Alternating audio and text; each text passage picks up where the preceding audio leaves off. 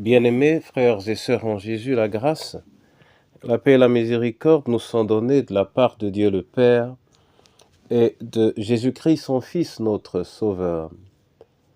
Amen. Pour notre méditation de ce jour, nous allons lire dans le livre de Jean au chapitre 14, le verset 6.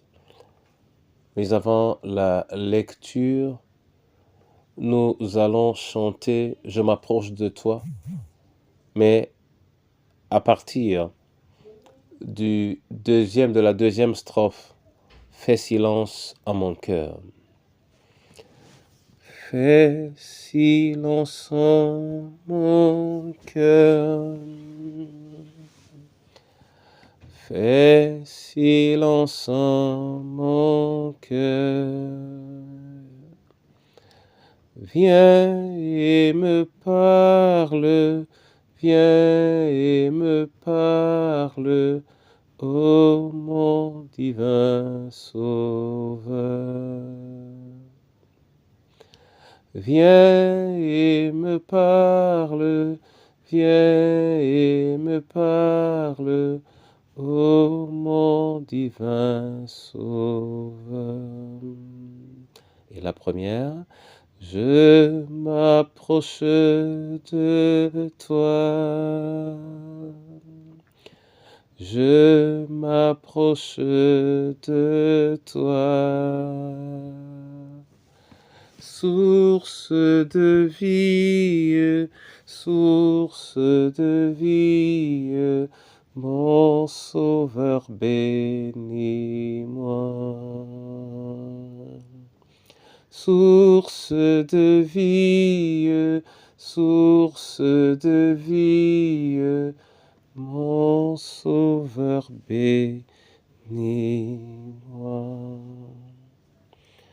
Voilà, Seigneur, ce que je chante pour solliciter ta présence.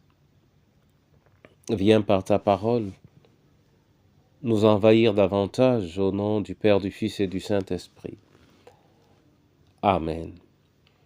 Jean 14, verset 6, là il est écrit « Je suis le chemin, la vérité et la vie. Nul ne vient au Père que par moi. » Amen. Frères et sœurs en Jésus, ce sont des paroles que le Seigneur Jésus a prononcées lorsqu'il s'entretenait avec ses disciples et qu'il faisait allusion à son départ imminent, mais également un voyage qui sera réservé à chacun d'entre nous, le retour vers celui qui est la source de notre vie. Dans cette expression, « Je suis le chemin, la vérité et la vie », il est clair que si nous croyons en Jésus, nous devons marcher là où il a marché. Si nous croyons en Jésus, nous devons vivre tel qu'il a vécu. Si nous croyons en Jésus, non seulement il est la vérité, mais la vérité doit être notre préoccupation. Et n'oublions pas que le Seigneur Jésus, ou la parole, la Bible, nous permet de reconnaître dans la vérité la toute première arme du chrétien qui le tient par les reins et qui le maintient debout. Mon frère et ma sœur, pour jouir de la présence de Jésus, il faut marcher avec lui, il faut vivre avec lui, il faut aimer la vérité. Et comment y parvenir? Il faut y parvenir certainement en lisant la parole, certainement en l'étudiant, certainement en priant, certainement en chantant et en partageant, mais aussi et surtout en sachant s'isoler pour faire face au Seigneur pour faire face à la vie, pour faire face à notre solitude. N'oublions pas, en Genèse 28, Jacob n'a pu faire l'expérience de Dieu que lorsque seul, il a pu se retrouver en songe en train de lutter contre l'ange. Et il s'est écrié, « Le Seigneur est ici et je ne le savais pas. » Que Christ nous accorde la grâce de vivre en sa présence et de jouir de cette présence au nom du Père, du Fils et du Saint-Esprit. Amen. Je te bénis et je te rends grâce, Seigneur, dans ton amour qui n'a pas de limite et pour lequel tu as toujours voulu que nous ne soyons pas seuls.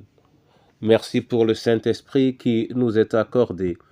Merci parce qu'aujourd'hui, nous allons développer une autre forme de communion avec toi et jouir de ta présence.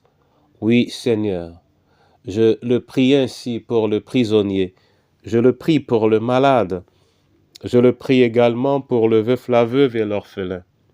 Et je veux, Seigneur, le prier pour la personne qui se sent seule et pour chacune de nos familles.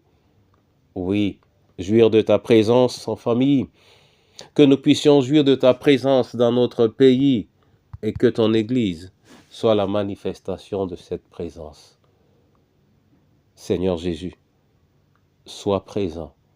Accorde-nous la grâce d'aimer ta présence et que chacun de nous puisse dire « Jésus me suffit ». Amen.